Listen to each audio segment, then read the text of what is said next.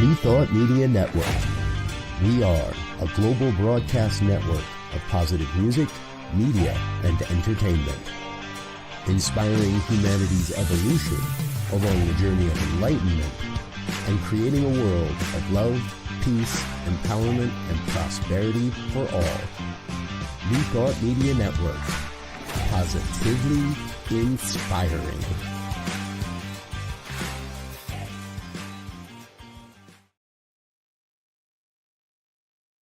And hello, dear ones. Dr. Robert here with you on a Monday afternoon. It is March 31st, 2025, and that means it's Transgender Day of Visibility, and that means I am not qualified to talk about this topic. That's the plain and simple truth of it. And so we've arranged to make sure that we have a couple of folks that are qualified to talk about the topic and help us here on New Thought Media Network to make this journey today. I'd like to share the stage and bring out on to the stage a couple of good friends, Reverend Christine Renee Monks and Reverend Mitch Austin.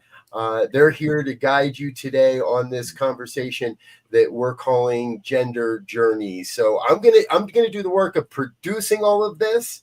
Let the two of you take over because I know you're not only more than capable, but I'm really excited to see what I'm going to learn today. I know it's going to be fun. So I'm done. You're on. Have fun. What is Chris? Mitch, come back. I'm back. I was lost. Now I'm found.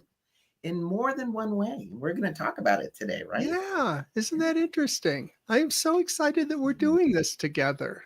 Same. I think it's going to be a fun hour together, and I'm excited for everyone who tunes in as well. And if anyone's live, we'd love your questions.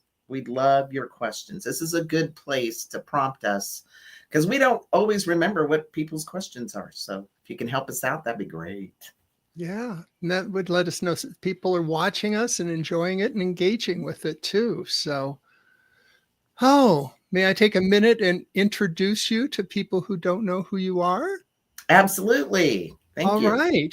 You are a minister with Centers for Spiritual Living. I note in your bio that you became a licensed religious science practitioner in 2012 and a minister in 2023. You and I met in launch as you were becoming a CSL minister, and I had just finished my ministerial panels. And I also noticed that you are the senior spiritual director at the Sierra Center for Spiritual Living in Grass Valley, California, which I don't actually know where that is, Mitch. So, yeah, about an hour north of Sacramento, just below Reno. In between. So, and I know you also have a Speak, Teach, Inspire company where you do teaching and coaching and speaking and other sorts of interesting things. Yeah, it's my passion. Speaking, teaching, coaching, ministering. I'm in it all now, and it's a lot of fun. Good. I'm so glad we're doing this. Yes. Should I do your bio? Yeah. Awesome. Well, here's what you need to know about Rev Christine Renee Monks. And we found out we have the same middle name. How hard is that? We can explore that too a little later, I hope. Reverend Christine is a CSL minister, certified life coach, transgender activist, and public speaker. She also holds her Master of Arts in Consciousness Studies from Holmes Institute. She speaks frequently on trans topics to groups interested in supporting the transgender community. So if that's you, reach out to Christine, right? She can help you on your journey with that. Christine is also a grandmother, choir singer, father, and pilot. I want to learn more about the pilot thing. Christine's life's mission is to share her lifelong gender dysphoria with the world in an authentic and vulnerable manner to foster greater empathy and acceptance between cisgender, and that just means that you identify with your gender of birth, and the transgender community for the rest of us who didn't. So really great work in the world, Christine. So glad that you're doing that kind of advocacy.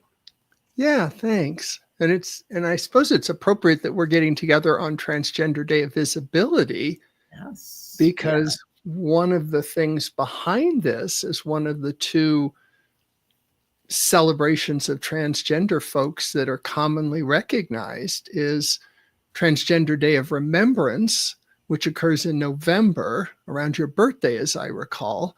And that's where we honor people's lives that were lost to violence, either through ending their own lives through suicide or through some other violent forms against people who are trans. And I've been involved with that with the Centers for Spiritual Living for the last few years, where we do a Transgender Day of Remembrance webinar.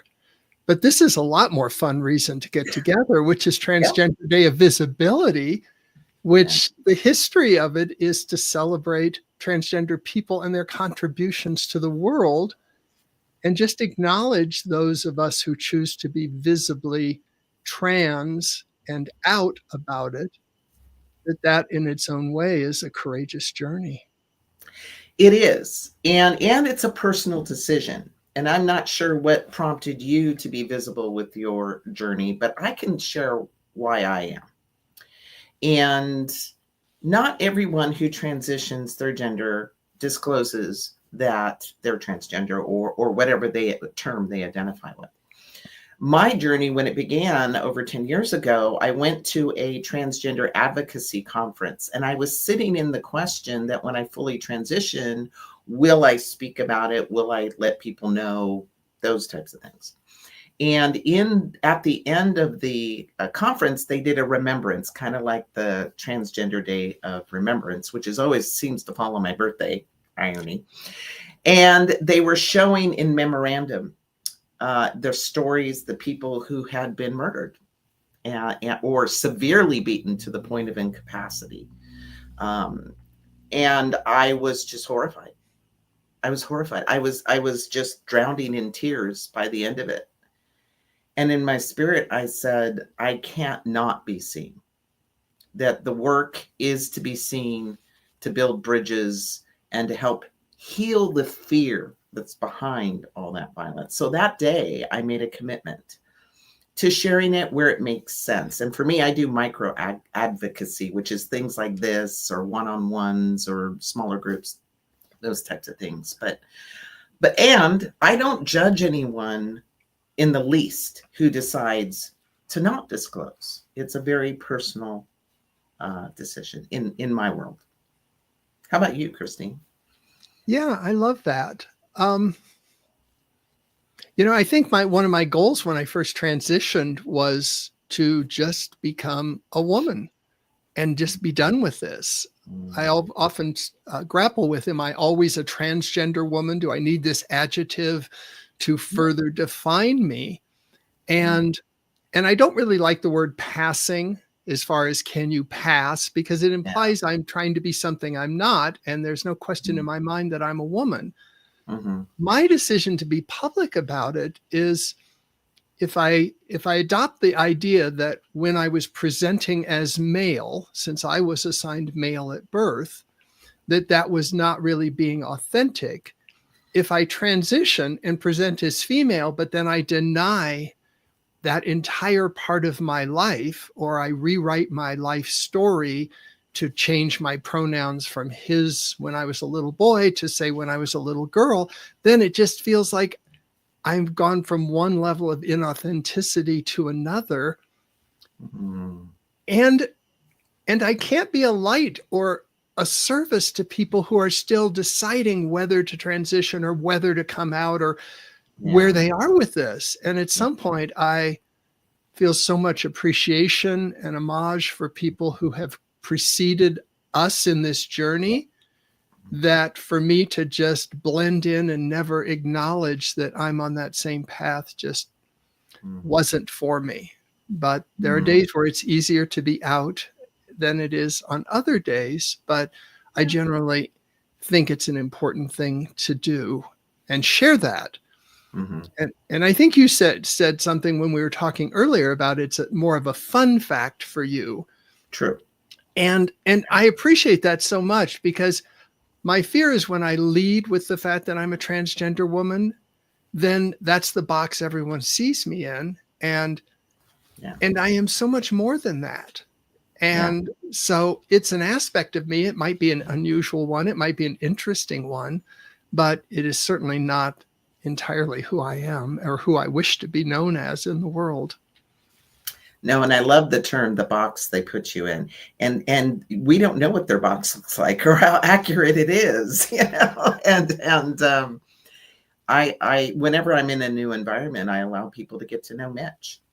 And then after some time, organically, when it makes sense, oh, and fun fact, I'm transgender. So that seems to help people in their process of processing. That's a phrase or not, but and it honors me. It really honors me, because when I throw in the transgender label too soon, they're looking at me through their lens, their box, their understanding or lack of understanding kind of swings both ways.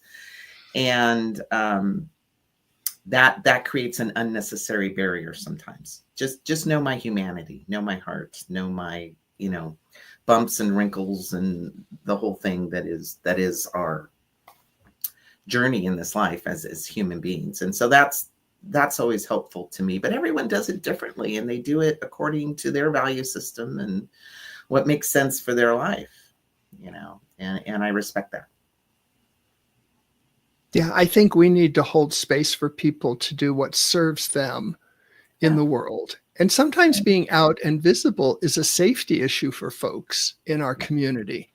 Yeah. So I would never second guess someone's decision to come out or be out when balancing it against their own personal safety or how they feel like they exist in their community.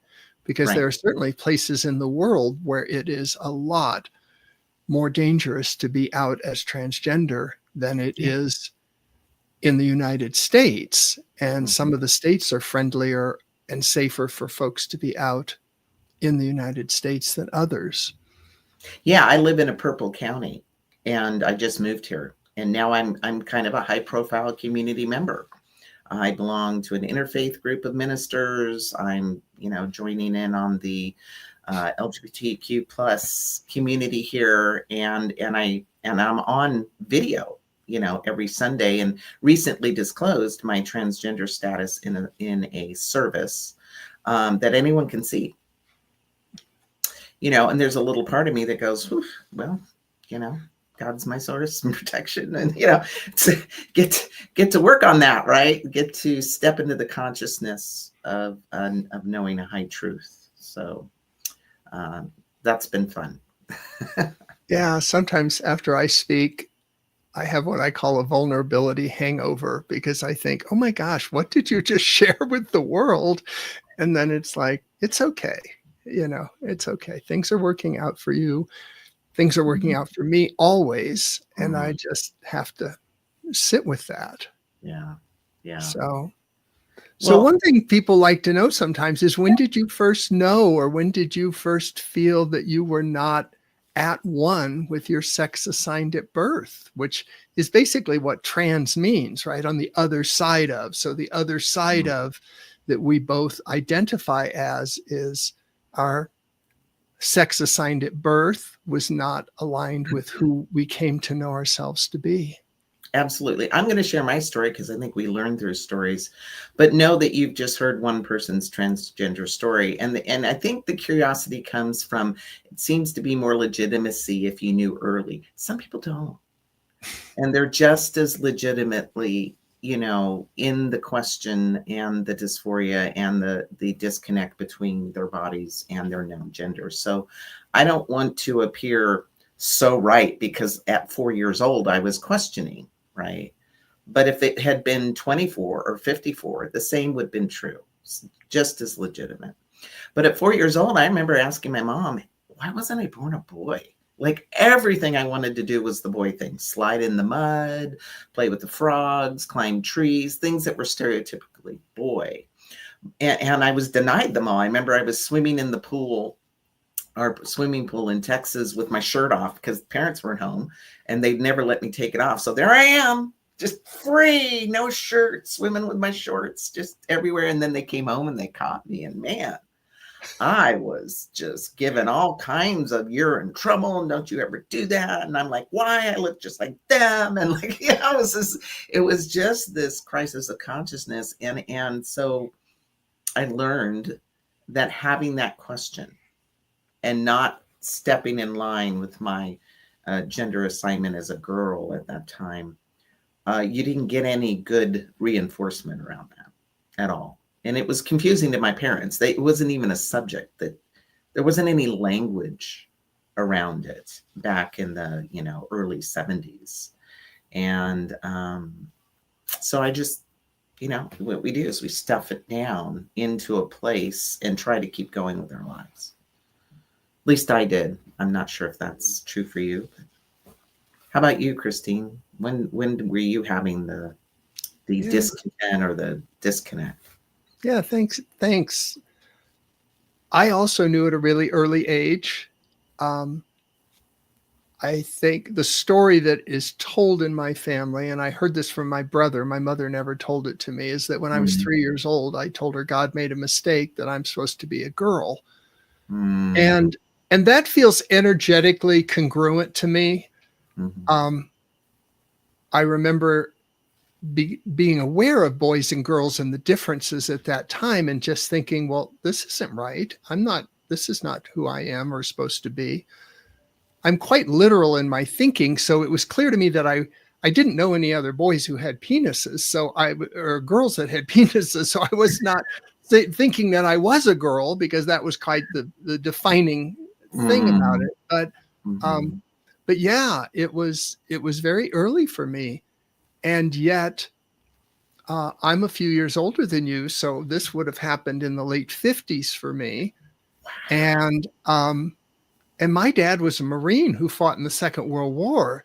So he was not at all pleased when my mother shared this little facet of, Bobby, which is what I was known as back then. And no one had the words for it, as you were saying. I mean, the whole idea of transgender wasn't till, Harry Benjamin coined the term many years later. Yeah. So there was just nothing other than, oh my gosh, what are we going to do with our little boy who wants to be a girl, right? So it's interesting. And I don't think when we knew is a good measure of our legitimacy. The same way as sometimes people think surgery or what body parts and genitals you have is a real good marker of the legitimacy of your identity. You know? Yeah. I mean, it's what's between your ears that determines where you feel aligned. Yes. Far more so than what's between your legs, as we could say. Yes, absolutely. Yes. It's interesting. But I did not transition till very late in my life, even though I knew very early. My transition came much later.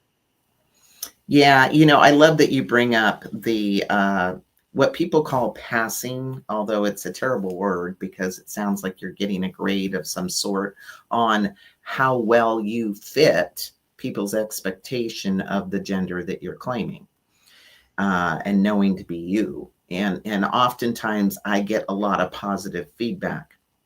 Like, oh, good choice, or, oh, you look great, or yeah, you pass well, or whatever people say, right? I get a lot of interesting comments.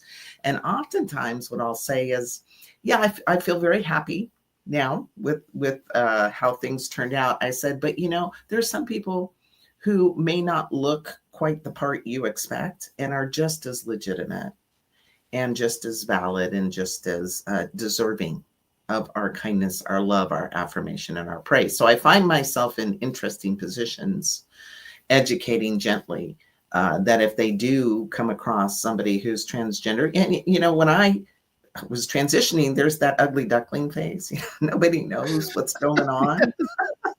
So you almost look, like both genders, or, you look like androgynous Pat, if anyone remembers her from Saturday Night Live. But and I remember this one woman at church was trying to be really supportive. She heard I was transitioning, and she came up to me after church and she handed me an article, and it was on the dangers of testosterone hormone replace. I'm not testosterone, estrogen. She thought I was transitioning from male to female. And I actually didn't say anything. I just said, "Oh, thank you. Oh, care about me." And I knew that's where it came from, right? And of course, she knows today. And it's a fun laugh for us now. I was not offended. I was like, I got more work to do because I haven't, my voice hadn't really dropped, and the fat patterning on my face hadn't changed yet. So. Makes sense why she was confused. I don't judge her and beat her up about it. So yeah. No, and it's really sweet, I think, actually. I mean, there is certainly that I've never heard it called the ugly duckling phase, but that certainly applies because Yeah. at the end of the day, I wasn't socialized as a girl and you weren't socialized as a boy. So all of this is us looking at it from the outside, trying to figure out what we missed. And certainly everyone thinks of this as being a physical journey, but it's a psychological journey. It's a mental journey. It's an emotional journey. There's so many aspects to this about being comfortable in your own skin. And that may be the part of it. I mean, there was certainly a part where I was volunteering at the Mile High Church Youth Ministry, and the kids would say, "Are you a boy or a girl?" Yeah. And because it was just confusing enough to them that they weren't sure, and they didn't really have a strong judgment on it. Yeah. At the time, I hadn't decided I was going to transition. So I said, I think I might be both. And it was like, okay, that worked for them. And then at some point, I started presenting as a female. And it was like, remember I told you I wasn't sure? Now I'm sure. I'm a girl. And it was like, okay. So but it's just that kind of thing. They didn't really have a lot of attachment to which I was. They got enough confusion about that. And so you talk about facial hair as one way that we recognize masculinity. Yeah. Absolutely. And to that extent, I think the trans masculine journey gives some really good cues to people, because every aspect of you doesn't have to look masculine for me to decide that you're a man. I just have to have a predominance of that for me to make that assumption. I may be wrong, and certainly people who are non-binary or gender fluid may find themselves getting misgendered in lots of ways, and we can maybe explore that too. But the facial hair does help. The lowering of the voice does help. Yeah. The trans women in other ways have some benefits with, breast growth and some things like that. But our voice doesn't go up once we get off of testosterone. And whatever facial hair we had before we transitioned doesn't go away because there's no more testosterone. So, each journey has a little bit of that, which is kind of both interesting and challenging, or humbling is the word I like to use. I love that. No, it's interesting because I think there's very different experience. While there are similar experiences for people that transition from male to female or from female to male, there's similarities, but then there's vast differences. I could be a tomboy.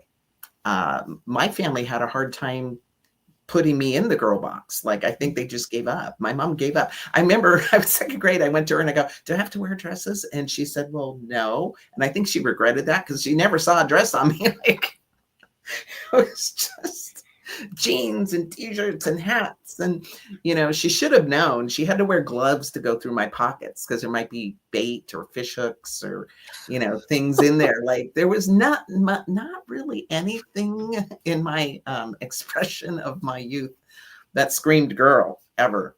But that's not everyone's experience, but it was more accepted.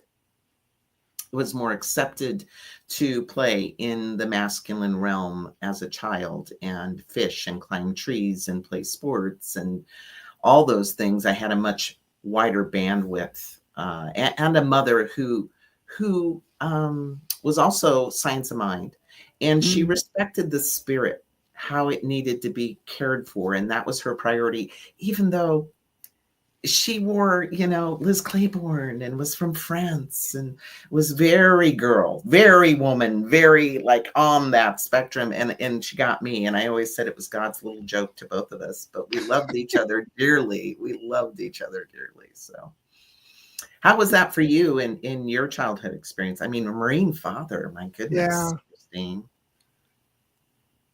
I didn't have the experience of anyone holding a space for me to explore my gender identity. My father tormented me when I was young, and I suspect he was doing it because he was trying to give me good tools to make it in the world, or whether he thought he could eradicate this part of me that he didn't particularly approve of or embrace. He took his life when I was 9, very violently, and it was a really traumatic experience. But I remember thinking, well, at least the tormenting will end. And then I kind of felt guilty because I felt relieved. I mean, it wasn't like I was happy. I felt really sad for him and all of that he was gone, because then I knew he'd never get to see whether he would like me or approve of me. And so that was always a mixed bag. But, when I started going through puberty, which was really a dysphoric time for me, I remember talking to my mom again about it, and she was just like, but what are you going to do? I mean, I remember her saying that and shrugging her shoulders and say, I get it. She'd seen me ever since I was born, right? And how I presented and what I was attracted to and all these things. But it's like, so what are you going to do? And I kind of thought, yeah. And then she always seemed to really express to me that she felt sorry for men who expressed effeminately. So that was something she was really clear on. It's like, well, what do you think about that? And it's like, I feel sorry for those people. So it was clear that there wasn't a lot of support for being one of those people. And so I kind of had to cross that bridge on my own. Okay. I had to embrace this part of me because the world seemed to want to repress it or kill Christine, if you will, that energy of mine. Right. And I always thought she was the most beautiful and valuable part of who I was. So even though I kind of kept her locked in a closet or in the attic for years and years, it was I just was never willing to let her go. Oh, that's beautiful. Wow. Yeah. Yeah, I can really feel the energy of that, Christine. And I just want to recognize you and your journey. That's that. And to do it, right? Sometimes we tell ourselves, I'm too old, it's too late. Why rock the boat? It'll be hard. And that's true of anybody's truth, not just transgender people. Some people are stuck in high-paying jobs they hate. Some people are in relationships that are toxic that they won't leave, and we tell ourselves limiting stories. So I'm really grateful that Jennifer and Sharon have joined us. Thank you. And if there's anyone else who's live with us, we're going to take a commercial break here pretty soon just to support the channel. And so grateful to Rev Briz and the network, to New Thought Media Network for having us today. And we're going to be back in just a few minutes. But while we're gone, think about any questions. We would love to answer any questions that you have. You can put them in the chat. Perfect. All right. Are you passionate about media, storytelling, and making a difference? Welcome to New Thought Media Network, where your voice matters. We amplify diverse voices and share impactful stories. Join us in our mission. We are a nonprofit organization dedicated to creativity and community, looking for enthusiastic volunteers who want to be part of something bigger, learn, grow, and collaborate in various aspects of media production. Incredible support and camaraderie await you here. Your contributions will help us create powerful content that resonates with audiences and drives social change. Ready to make a difference? Visit our website www.ntmedia.org to learn more about volunteer opportunities and how you can get involved.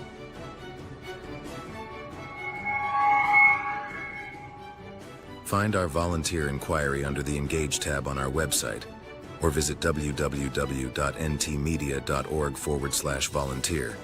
We look forward to connecting with you soon. Welcome to Science of Mind Archives, your gateway to spiritual wisdom. Join us for our grand opening gala. Experience a weekend of inspiration. Enjoy a ribbon-cutting ceremony, a gala dinner and workshops, plus a labyrinth walk and town hall. Connect with a community of seekers. Explore spiritual teachings and resources. Find your path to personal growth. Join us from April 24th to 27th. Lodging options are still available. Visit our website www.scienceofmindarchives.com for more details. Please RSVP by March 15th.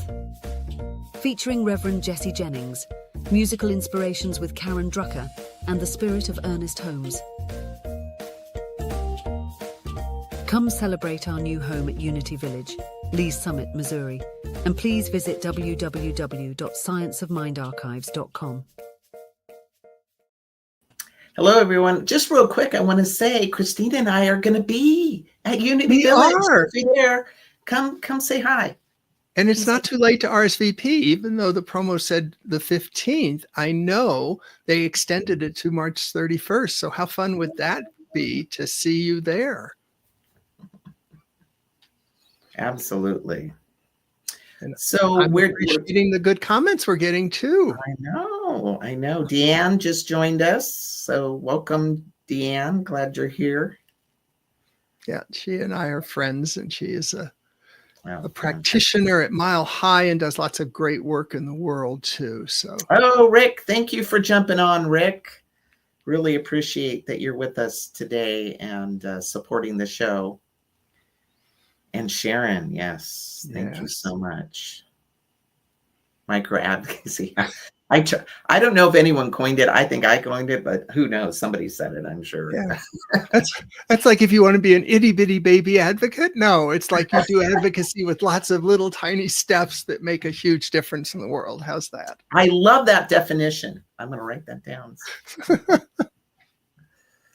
Wonderful. So we're going to talk about the journey now, right? Yeah, I think so. So do you want to go first and lead this dance? Or? Sure, I'd be happy to. Fair enough. Wow, where do I start? Well, it really, my big trigger for facing this, because I'm a good runner. No, not that. I'm not a minister. No, for so long. And then I'm like, okay.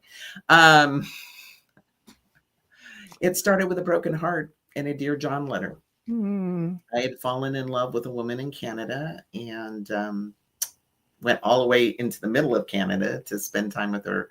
And we had a long distance relationship. And one day she wrote me a Dear John email that said basically she was also seeing someone else and that I should just, forget about her or break up with her. And she's a terrible person. Like she was doing that whole thing. Right. And then she said something that changed my life. She said, if you were a man, I would marry you in a heartbeat. And I knew that the comment wasn't about her. I had a very clear glimpse that nobody saw me. Nobody saw me. And I wasn't giving people the opportunity to see and know me. And I realized at this point, my mother had just made her transition the year earlier, which was a big reason I didn't want to go down this road.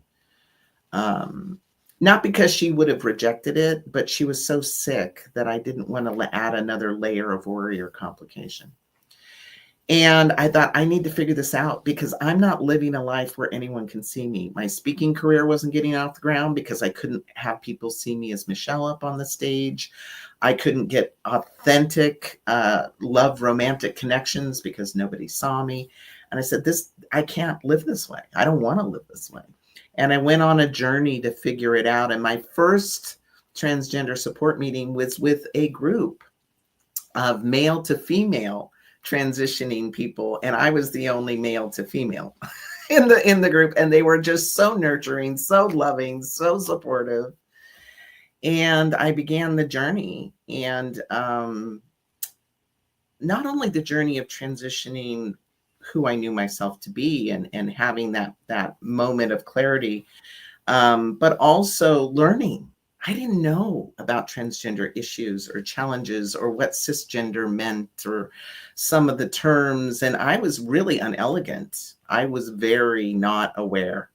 It's very myopic and had some oops and ouch moments. And, you know, in my process and many processes, they have you live as the non-biological gender, the other gender. So in this case, female. And I did this during a holiday break period at my work because I was public employee working under the city manager. So we had 2 weeks, cut my hair, bound my chest, and I walked around, and it was great. I got a lot of he-bombs until I opened my mouth. Then people were confused. I felt bad for them and me. And then I had to go back to work. And I remember the morning so clearly, holding up my bra and just looking at it, going, I can't put it on. I could not put it on. So I bound everything up and went to work. I'm sure they wondered where they were because I was well endowed. Like, and I have breast cancer surgery. Nobody knew and nobody asked. Nobody knew and nobody asked. And then that really was where I turned the corner. And this was back in 2013 when there wasn't a lot of knowledge. It wasn't in the spotlight. So I had to do a lot of educating up and out. Friends, family, spiritual community, employer, the bigger community I was serving. So it was a lot of having to trust people with my truth in a way I never did before. So, you know, that was 12 years now, 13 years ago, something like that. And I'm very happy, very happy. So how about you, Christine? Yeah, I transitioned in 2017. Mm-hmm. And at the time, I had been really seeking my life's purpose. I was married to all extent and purposes. I was a cisgender man. Mm-hmm. I was married to a woman. I had 2 children that were off in college and off on their own. And yet my life felt like it just didn't have a lot of meaning. And I kept thinking, is this all there is? You know, there must be a bigger purpose for my life than this. Mm-hmm. So I was praying and meditating and just really giving it a lot of thought. And this had been going on for a year. I mean, 2017 was when I transitioned, but it had been going on since probably 2016 or 15. And I got the answer.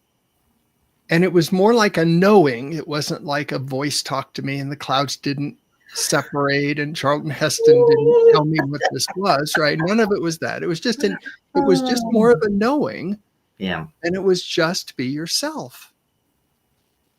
And I got to tell you, Mitch, I was so disappointed. I kept thinking, do I not have a more impressive life purpose than just to be myself?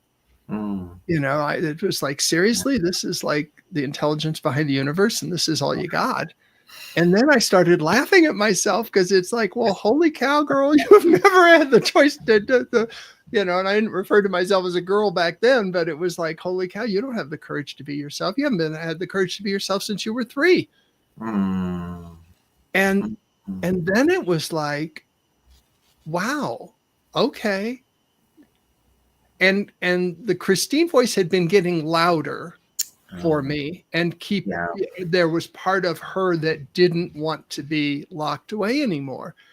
But I had never really seriously considered transitioning. So as part of some life coaching I was doing and helping with some life coaching seminars, I decided to cross-dress, have my makeup done, get a wig, come out and go out in public as a woman and see how I looked. And I got to tell you, if I hadn't looked pretty good, I probably never would have done it. Okay. I just, that probably makes me sound really shallow, and I'll just own that. But I thought, wow, you look okay. And then I thought, well, are you willing to blow up your entire life to be the person you always thought you should be. Mm. And I sometimes tell people it's the most irrational thing I've ever done. Okay. So Mm. I ended up ultimately going all in based on who I thought I was at 3 years old. Never questioning that that's what be yourself meant. Never questioning that maybe he didn't know who you were. It was Yeah. just like, no, I've got to do this.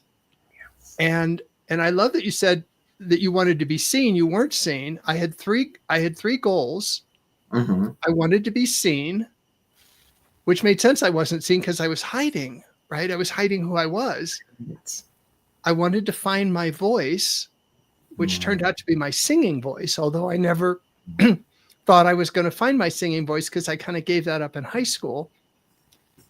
And I didn't want to die with no one knowing who I am. And there was part of me that said, you got to tell your daughters. What would your life be like is when you're on your deathbed saying, I never told you this about me. Wow. And I still can get really emotional when I think about that. Mm-hmm. It's like, and I decided to go all in on that. And I had a business at the time that I owned, and I had employees, and I had clients, and I had to tell them, and I had to wonder whether they were still going to want to work for me or still want to have me as their, consultant in my business. And originally I thought I'd do it like part-time. I'd kind of be fluid, right? Monday, Right. Tuesday, Wednesday, I'll be Christine. Thursday, Friday, I'll be Robert, and we'll do it. And it got really clear to me that I can't use the men's room 3 days a week and the women's room 2 days a week because we shared the floor with a law firm and all this. And it's like, what is going on? So it became really clear to me. It's like, you got to do this or not do this. This is a door you walk through. And not that I couldn't have ever taken a U-turn and left, because I certainly could have. Yeah. But once I decided to start the hormones and present as Christine and begin the legal name change and gender change and all that stuff, it was like, no, you're going to do this. You're going to go all in. You're going to be yourself. You can't just, it's not a part-time thing for me. And I never even considered that. That would have felt inauthentic in its own way. Right. So it would have felt inauthentic for you, but there's some gender fluid people that generally wake up and feel male today and wake up tomorrow, feel female or androgynous. And that's their expression. But I agree. For me, like, I couldn't put the bra back on. For you, you're like, yeah, I know what I am. I just can't keep straddling kind of the fence of decision. Yeah. No, and I appreciate your clarification. I'm not making any assessment of people who do feel more gender fluid or find that authentic expression of themselves. Yes. I figured if I could have found a way to express myself as a somewhat effeminate man, I would have done it in all those years of my life. I just didn't figure out how to do that. Well, and same, I was trying to navigate kind of half measures of my identity. I felt like a lesbian imposter. I was very attracted to women, but I didn't want anything to do with the body of my body. Like, I liked yours, but you can't like mine as a female, right? It was very difficult navigating personal relationships and things like that. And we had to think about a lot of things that people don't have to think about when you're cisgendered. When you transition, you have to wonder, like, when do I start using the other bathroom? Like, I remember that was one of my questions. And one day I was out eating and I was in the women's bathroom because I'm in the ugly duckling phase. And the poor woman walked in and just lost her mind. There's a man in the bathroom. And I thought, oh my God, I'm shocking people. I'm sorry. And I went back to the table and I said, I think I have to start using the men's bathroom. But I was terrified to walk in. Can you imagine having to go really bad? You're out in the public and you're terrified to walk in the bathroom. I love that story for so many reasons. I think using the other bathroom is one of the most terrifying things we all do. And it feels like there's so many people in this country that want to talk about bathrooms, right? And so the irony of this is so amazing. And I had a similar experience when I was at the San Francisco airport, and I was not consciously presenting as Christine. I was traveling as Robert. I don't think I had all my documentation changed, but I don't remember actually. And I went into the men's room and I got the weirdest looks, like, lady, what are you doing here? And then I got, Oh, Christine, come back. This is a good story. oh, did I leave? I'm sorry. That's okay. I'm back. Where did I lose? Anyway. You got the weirdest looks in the men's bathroom. Oh, in the men's room. Yeah. Yeah. And then I got onto the tram to go to the rental cars, and a woman said to her husband, why don't you get up and let her sit? And I'm thinking, oh, they're seeing me as female, and I still haven't seen myself that way yet. See, that's the key, right? Isn't it? Yeah. And so as we go through this journey, we become, I mean, I often tell people, no one's going to see you as a woman until you see yourself as a woman or as a man. So at some point you have to own it energetically, whatever that means to you. You have to move in the world as a woman. You have to move in the world as a man and own it, even if you haven't gotten all the things figured out. But it's interesting that in this country right now, there's a chance that we'll both have to start using the restrooms that we were assigned at birth or break the law. And it's like, isn't that interesting? So that'll put me back in the men's room and it'll put you back in the women's room. And don't you think people are going to think that's really odd? Yeah, well, they'll either learn a lot more tolerance or they'll be afraid to use the bathroom. I don't know. You know. I think they'd be less afraid if they keep me in the women's room and you in the men's, right? As far as that goes. Yeah, it could swing either way. Yeah. You know, I don't know about you, Christine, but one thing I've noticed is we have a unique perspective in that we've had one world in one gender, or one foot in one, that gender, and then one in the other. And I know for me, I could definitely see the contrast. I could see my female privilege and my male privilege. Have you noticed, like, what are some of the key things that you love that happened or that you miss maybe from being Robert? Or can you share a little bit about that? Yeah, it's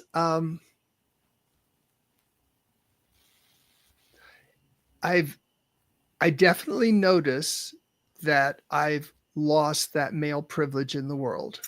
I get interrupted by men an awful lot now. It seems like I have less interesting things to say in a business environment. One of my first experiences I remember was at a conference I was at, and I was trying to put some ice or tea in a glass of mine, and I was trying not to spill all the ice out over it. And some man who I didn't know, wasn't involved with me, I was driving him nuts, and he said, set it down. And I did. And he grabbed it and he did it for me. And it was like, I was just shocked. I just thought, I don't know what that was or why you thought I couldn't do it or why you felt you needed to rescue me. So that part of it, I was surprised, and yet it's a real thing. But part of it is now it's a freedom because I can compliment a woman on her shoes or her dress, or I can smile at a little kid and I'm not seen as a threat. And it's interesting because we have so many expectations and so many complex rules on what men are allowed to do and what women are allowed to do and how they're seen in the world. So how about you? Have you enjoyed stepping into your male privilege? Or my car IQ went up dramatically because I'm Mitch, I'm male. So all of a sudden I know all this about cars. I know nothing. So definitely I get better seats at restaurants. I'm a big foodie. I used to hate getting stuck in, by the kitchen. And I've noticed that my natural propensity to kind of lead things or to show up a certain way now fits with what people expect from me. You know, when I was Michelle, I was just as assertive, but I was beat up for it. I was kind of judged for it. And I kept thinking, like, you know, if I was male, nobody'd be upset about this. Everyone would be expecting, you know, me to kind of take the lead at work and do different things. So it's definitely provided alignment. What I do miss, and people asked, is there anything you miss from being Michelle? And one is definitely the kid thing. Mm. I love children. I love kids. And now I have to mind my gaze in the grocery store. I'm going to be the creepy guy looking at children, and I don't want that kind of judgment. I miss how kind people were to me. When I would walk into the convenience store, I would get a hello with an openness. Now, when I walk in, I get a hey or nothing, and it felt harsh. You know, we want men to be more open and connected to their feelings, but we don't treat them with much sensitivity or connection many times. So, not a mystery to me that that's a challenge for cisgender males. And ironically, I love this story. I missed my singing voice. I used to love to sing as Michelle. I do the karaoke. I'm not telling you I did it really well, but I could hold a tune, you know. And then when I was on testosterone, it thickens the vocal cords and drops the voice.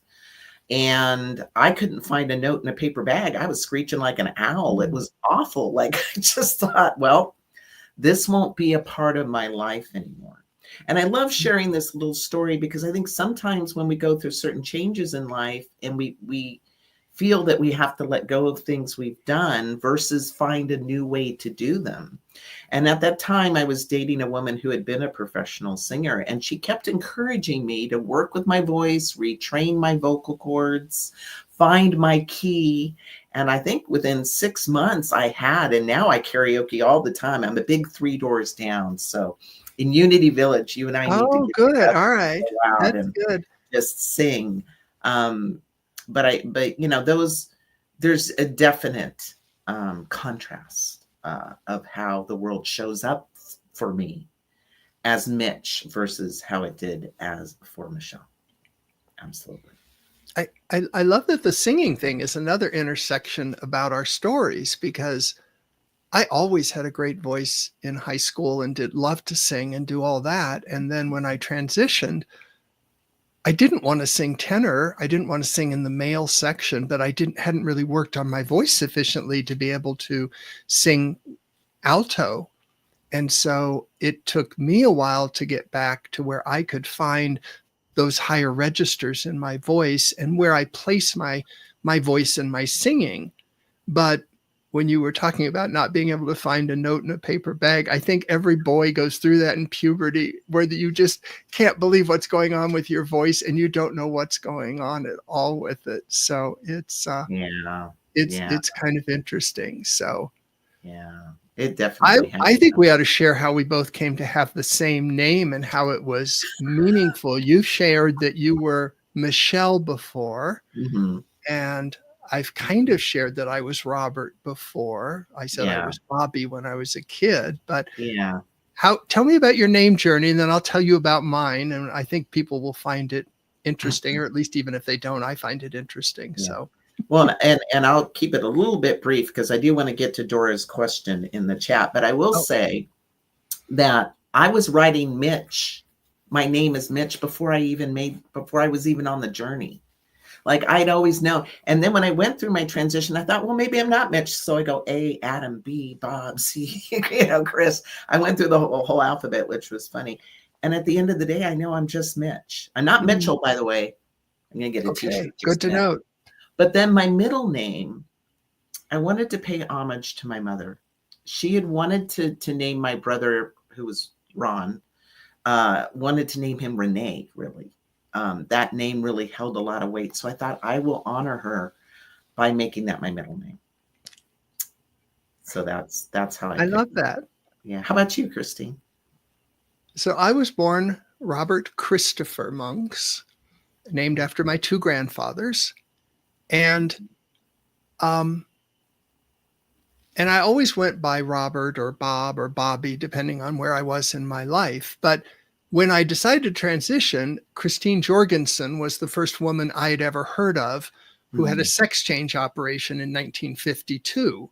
Right. And she was like a World War II GI, and it was really quite unusual. She had to go to Sweden to do this. And she always gave me hope and inspiration when I was a teenager. And so Christine is somewhat of an homage to Christine Jorgensen, and it's also a feminization of Christopher. Yeah. And so I thought, well, I was RCM were my initials, and I wanted to go to CRM. So I wanted to transpose and transition. Felt like it made sense, but I didn't love Christine Roberta. I just didn't resonate. So I thought, well, what R name could I come up with for a middle name? And I came up with Renee because I thought, oh, that's so pretty. Christine Renee, that is so pretty.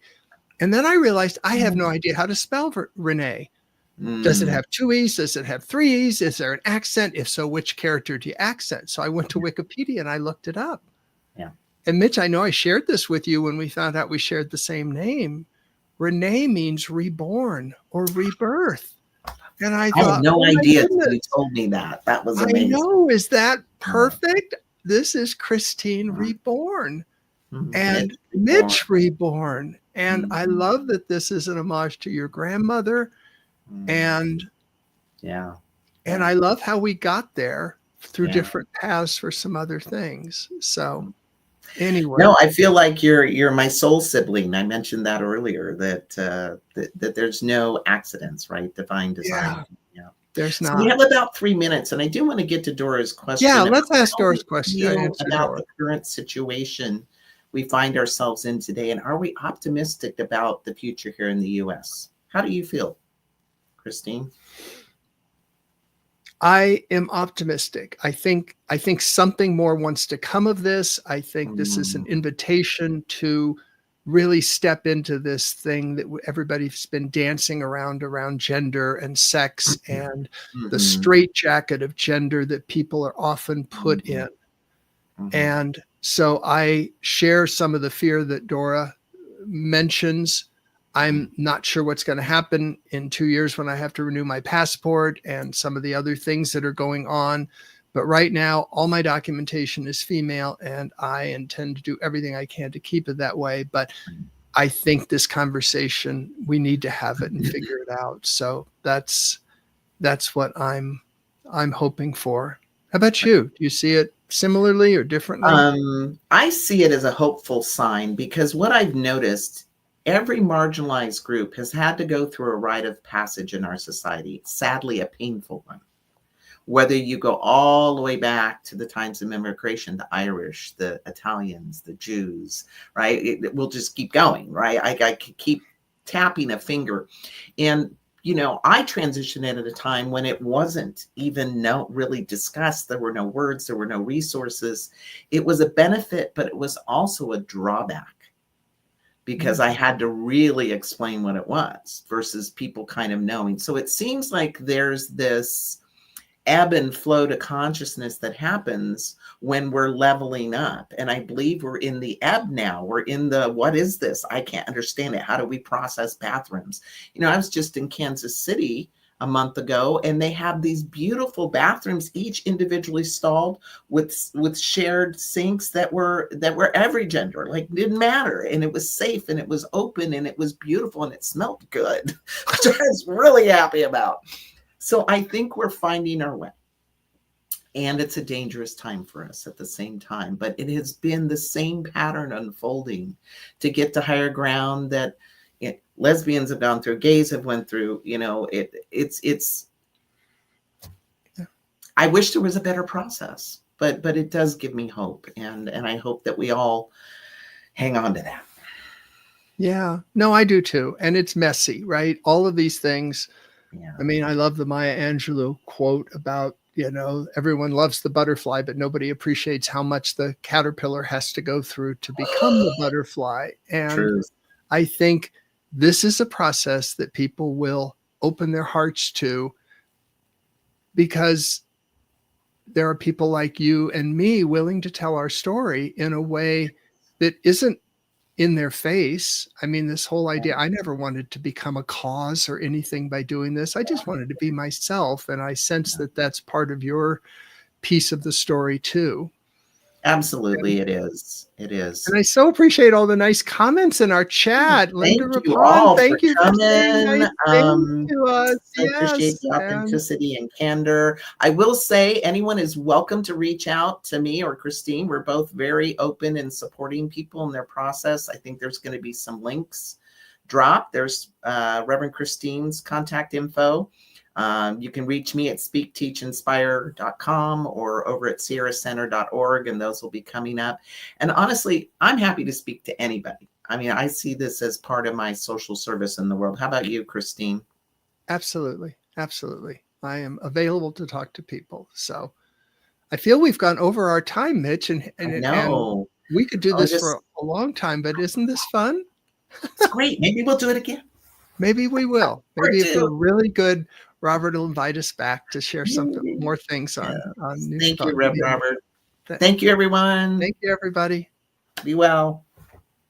Please help us say thank you to our organizational sponsors, including the Hefferland Foundation, Affiliated New Thought Network, International New Thought Alliance, Science of Mind Archives and Library Foundation, Center for Spiritual Living Denver, Center for Spiritual Living Midtown, New Thought Philadelphia, Planned Happiness Institute, Summit Center for Spiritual Living, One Heart Retreats, Center for Spiritual Living on the Lake, Unity Kitchener, Unity Spiritual Center Ottawa, Om Center for Spiritual Living, Satya Center, Begin Within Ministries, Center for Spiritual Living North Jersey, Unity of Savannah, and the Center for Spiritual Living Seattle, as well as all of our individual donors. Thank you for being part of the New Thought Media Network. Please like, share, and subscribe. New Thought Media Network, positively inspiring.